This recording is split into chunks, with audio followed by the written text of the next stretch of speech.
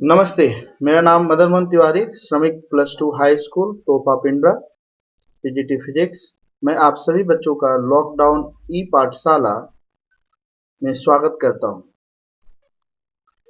हम लोग 12वीं क्लास के भौतिकी विषय के चौथे chapter magnetic effect of current discuss कर रहे थे। उसी सिलसिले को बढ़ाते हुए मैं आज लॉरेंज मैग्नेटिक फोर्स के बारे में बतलाऊंगा। हम लोग जानते हैं कि कोई भी करंट कैरिंग कंडक्टर होता है, उसके चारों साइड मैग्नेटिक फील्ड होता है। हम लोग ये भी जानते हैं कि एक चार्ज पार्टिकल रेस्ट में होता है तो इलेक्ट्रिक फील्ड होता है। लॉरेंज साहब ने बताया कि कोई भी अगर एक चार्ज पार्टिकल को मैग्नेटिक फील्ड में हम मूव कराते हैं विथ वेलोसिटी v, तो उसके ऊपर एक मैग्नेटिक फोर्स लगेगा। तो मैग्नेटिक फोर्स कितना लगेगा? तो मैग्नेटिक फोर्स जो लगेगा किसी भी मूविंग चार्ज के ऊपर में, जो चार्ज पार्टिकल मूव कर रहा है with velocity v in magnetic field b, वो बताए कि जो फोर्स लगेगा वो होगा Fm, मैग्नेटिक फोर्स के लिए है q v क्रॉस b। इसी को हम लोग जानते हैं कि क्रॉस प्रोडक्ट में a क्रॉस b क्या होता है? ab साइन थीटा होता है। तो v क्रॉस b को क्या लिखेंगे? vb sine theta. n cap direction है।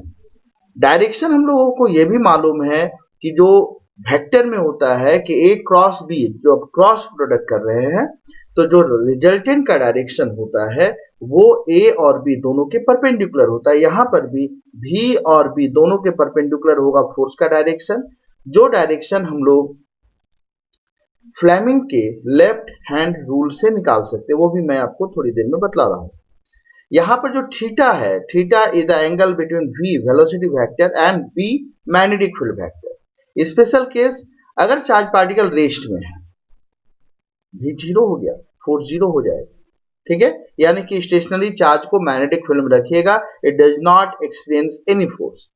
Second case, if A charge particle moves at 0 degree or 180 degree, it means that if the charge particle is moving parallel or anti-parallel, मतलब यदि charge particle magnetic field के parallel move कर रहा है या anti parallel move कर रहा है, opposite to the direction of magnetic field move कर रहा है, तो भी साइन 0 या साइन 180 0 होता है, फोर्स 0 लगेगा।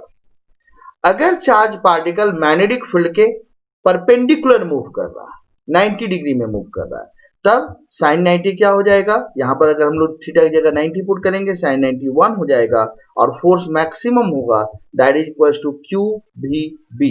ये मैग्नेटिक फोर्स मैक्सिमम हो जाएगा। ठीक है, अब है फ्लेमिंग का लेफ्ट हैंड रूल। फ्लेमिंग का लेफ्ट हैंड रूल क्या बोलता है? अगर हम अपने 3 फिंगर्स को, लेफ्ट हैंड के 3 फिंगर्स को, कौन कौन सा?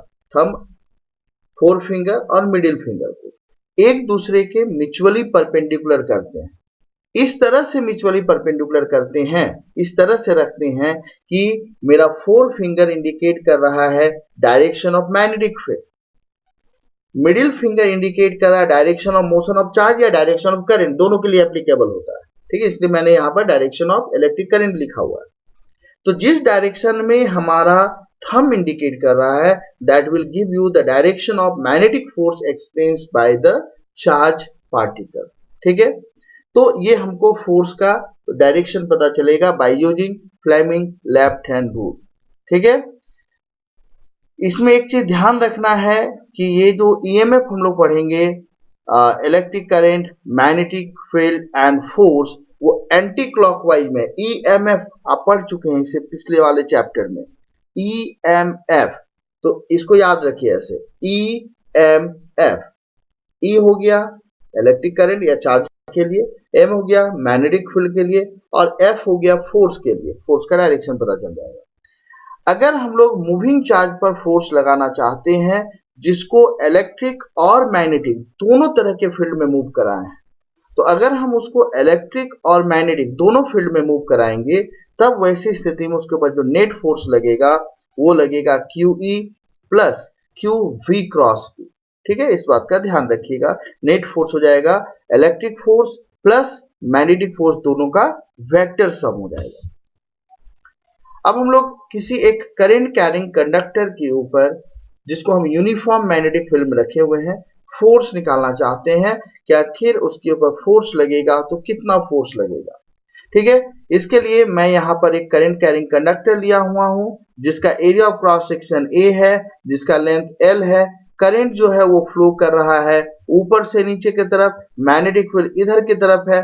फ्लेमिंग का हम अगर लेफ्ट हैंड रूल लगाएंगे तो फोर्स का डायरेक्शन में हम दे दिए यहाँ पर डॉटेड से ऊपर की तरफ होगा, मगर फोर्स लगेगा कितना और लगेगा क्यों ये हमें जानना पड़ेगा। पहले लगेगा क्यों हम ये बताते हैं। आपको मालूम है करंट कैरिंग कंडक्टर में large number of free electrons होता है। इलेक्ट्रॉन चार्ज पार्टिकल है और इलेक्ट्रॉन रेस्ट में नहीं है, मोशन में होता है। तो इलेक्ट्रॉन अगर मोशन में है, चार्ज पार्टिकल मोशन में है और उसको मैग्नेटिक फील्ड में रखें तो उसके ऊपर फोर्स लगेगा। हर एक इलेक्ट्रॉन के ऊपर फोर्स लगेगा और वो इलेक्ट्रॉन कहां मूव कर रहा है, करंट कैरिंग कंडक्टर में मूव कर रहा है। तो हर एक इलेक्ट्रॉन पे फोर्स लगेगा। तो आप बोल सकते हैं कि सारे इलेक्ट्रॉन पे फोर्स लग रहा है तो नेट फोर्स तो कुछ ना कुछ लगेगा ही लगेगा। ठीक है, कंडक्टर के ऊपर में। तो यहां पर हमने एक लिया हुआ है कि एक करंट कैरिंग कंडक्टर है जिसमें नंबर डेंसिटी इलेक्ट्रॉन का n है, एरिया क्रॉस सेक्शन a है और स्मॉल एलिमेंट ले रहे हैं करंट एलिमेंट dl। तो उसमें नंबर ऑफ इलेक्ट्रॉन कैसे पता चलेगा। अगर नंबर डेंसिटी मालूम है यानी कि number of free electron per unit volume मालूम है तो number of free electron per unit volume को वॉल्यूम से मल्टीप्लाई कर देंगे। वॉल्यूम कितना हुआ ADL, तो हमको total number of free electron मिल जाएगा, दैट इज NaDl। एक इलेक्ट्रॉन पे इतना फोर्स था, यहाँ छोटे से एलिमेंट में नंबर ऑफ इलेक्ट्रॉन इतना है तो इसे हम मल्टीप्लाई कर दिए तो टोटल फोर्स पता चल जाएगा। ठीक है, इलेक्ट्रॉन है इसलिए माइनस साइन लग रहा है यहाँ पर। अब अगर हम इसी चीज को लिखना चाहते हैं तो कैसे लिख सकते हैं, देखिए VD ड्रिफ्ट वेलोसिटी क्या होगा यहाँ पर, ड्रिफ्ट वेलोसिटी। ठीक है, DL हो गया डिस्टेंस, टाइम लगा मान लेते हैं DT, तो DL बाई DT लिखेंगे क्योंकि DL का डायरेक्शन नीचे है और VD का डायरेक्शन ऊपर है, इसी कारण से हम यहाँ माइनस साइन देंगे। तो हम चाहें तो लिख सकते हैं इसी चीज को VD को DL बाई DT माइनस में, minus DL by DT, minus minus plus हो जाएगा। और जब NaDl की बात करेंगे तो इसको हम DQ लिख देंगे। तो यहाँ पर NaDl इंटू E को DQ लिखेंगे तो ये DQ हो गया, नीचे से DT आया तो DQ बाई DT क्या हो जाएगा, करंट होता है, I हो गया। ठीक है, या इसी को दूसरे टर्म में लिख सकते हैं, I जो होता है वो NeAVD होता है, तो यहाँ NeAVD आ रहा है उसकी जगह I लिख दे रहे हैं। नेगेटिव साइन इंडिकेट कर रहा है कि ड्रिफ्ट वेलोसिटी जो है इलेक्ट्रॉन का वो अपोजिट है to that of direction of electron, direction of current ये जो है। ठीक है, डायरेक्शन ऑफ इलेक्ट्रॉन तो ड्रिफ्ट वेलोसिटी के अलोंग है, करंट के डायरेक्शन के अपोजिट है। तो ये हम लोग वैल्यू पुट कर सकते हैं, दो तरीके से सेम चीज आएगा। अब अगर हम इसको इंटीग्रेट करते हैं तो DF का इंटीग्रेशन F हो गया, DL का इंटीग्रेशन L होगा, L यहाँ पर है। ठीक है, तो टोटल फोर्स जो हो जाएगा वो हो जाएगा current I into L into V। ठीक है, और अगर हम और लिखना चाहते हैं तो फोर्स को लिख सकते हैं ILB साइन थीटा या BILB sine BIL sine theta. Theta का वैल्यू अगर 90 डिग्री होगा तो फोर्स मैक्सिमम लगेगा और फोर्स मैक्सिमम कितना लगेगा, BIL। थीटा का वैल्यू 0 डिग्री होगा, 180 डिग्री होगा तो कोई भी फोर्स नहीं लगेगा। ठीक है, धन्यवाद।